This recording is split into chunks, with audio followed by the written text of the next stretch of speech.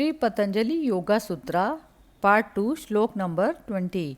Drishta Drishi Matra Shuddho Api Pratyaya Nu Pashyaha.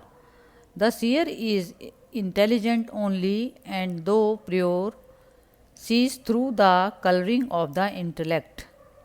Commentary on Shri Patanjali Yoga Sutra by Swami Vivekananda. This is again Sankhya philosophy. We have seen from the same philosophy that from the lowest form up to intelligence, all is nature. Beyond nature are Purushas, souls which have no qualities. Then, how does the soul appear to be happy or unhappy? By reflection. If a red flower is put near a piece of pure crystal, the crystal appears to be red. Similarly, the appearances of happiness or unhappiness of the soul are but reflections.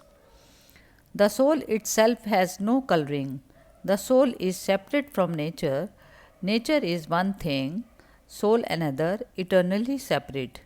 The Sankhya's say that intelligence is a compound, that it grows and wanes, that it changes just as the body changes, and that its nature is nearly the same as that of the body.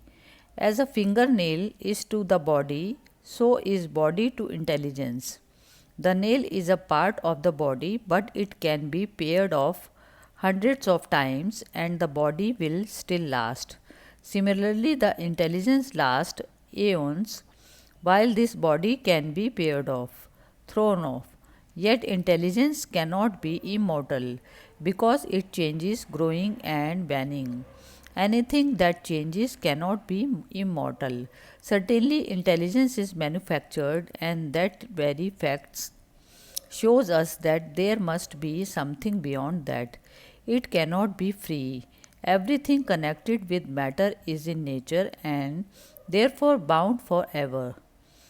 Who is free? The free must certainly be beyond cause and effect. If you say that the idea of freedom is a delusion, I shall say that the idea of bondage is also a delusion. Two facts come into our consciousness and stand or fall with each other. These are our notions of bondage and freedom. If we want to go through a wall and our head bumps against that wall, we see we are limited by that wall. At the same time, we find a willpower and think we can direct our will everywhere, at every step. These contradictory ideas come to us.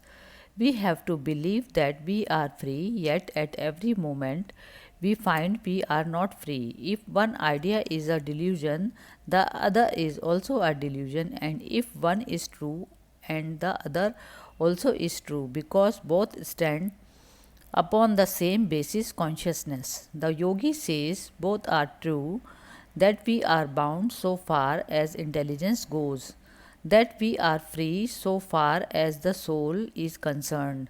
It is the real nature of man, the soul, the Purusha, which is beyond all law of causation. Its freedom is percolating through layers of matter in various forms, intelligence, mind, etc. It is its light which is shining through all. Intelligence has no light of its own. Each organ has a particular center in the brain. It is not that all the organs have one center, each organ is separate. Why do all perceptions harmonize? Where do they get their unity? If it were in the brain, it would be necessary for all the organs, the eyes, the nose, the ears, etc., to have one center only, while we know for certain that there are different centers for each. Both a man can see and hear at the same time. So a unity must be there at the back of intelligence. Intelligence is connected with the brain, but behind intelligence even stands the Purusha, the unit, where all different sensations and perceptions join and become one. The soul itself is the center where all the different perceptions converge and become unified. That soul is free, and it is its freedom that tells you every moment that you are free. But you mistake and mingle that freedom every moment with intelligence and mind. You try to attribute that freedom to the intelligence and immediately find that intelligence is not free. You attribute that freedom to the body, and immediately nature tells you that you are again mistaken.